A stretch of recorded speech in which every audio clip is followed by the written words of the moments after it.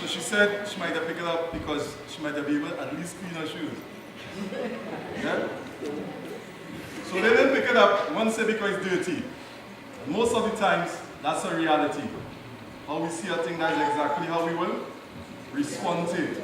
Let me ask this question, you don't have to answer.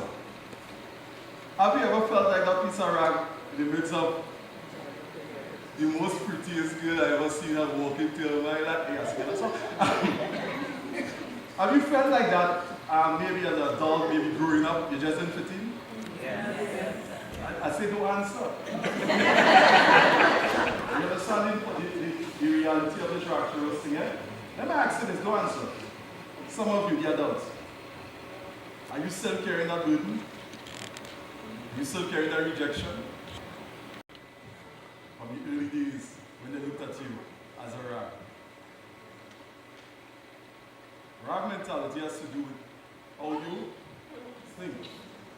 You could be sitting here and you have the world goods, you have the money, you have what it takes to help a youth or a family. You see that neighbor you're looking at and you're hoping to buy the land that you will help them build the house. That's having a rag mentality. You see that struggle that you came through, but you're in a better position now to help somebody and you refuse to, you have a rag mentality. So you can be cut from the finest cloth. You live in the upper levels, and you can have a rag mentality. You could be from what we consider to be ghetto, and you don't bound to have a rag mentality.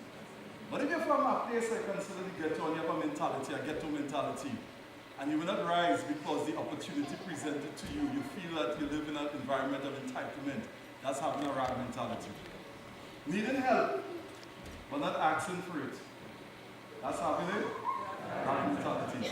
Having the ability to be an A, but you settle for a D. That's having a rag mentality. Having been gone through maybe abuse, I don't know what's the story here, but you suppress it. Never dealt with it. That's having a rag mentality. But Rose says, we must be resolute. We must have a mentality we cannot give up. What's important is that we must define our goal and our mission in life. And we have the awesome responsibility to take responsibility for our action when we get big. And when we now have the power of choice. There are some of us, we never had a choice. You look at me like tone of voice. The next time the dog go, don't show up and feel like you're shook it. Ask yourself this question. What is it triggering? Maybe that's the song she knew when Daddy came in the room. When she was a baby. And every time she remembered the touch. It's painful. And to you, she just kind of neck. How many of us have said that without discovering the cause? You just look at the manifestation, yeah? So, in our own space too, some of us, we grew up smiling. You know that. You know you had a big smile like Joker. And something happened to you, but you're no longer smiling. But inside, you want to be that smiling, loving, caring, giving, connecting person. But you're afraid to trust. There's a fear.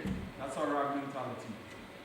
Because you're not living your full potential. You're not living your design potential. So you're not functioning according to purpose.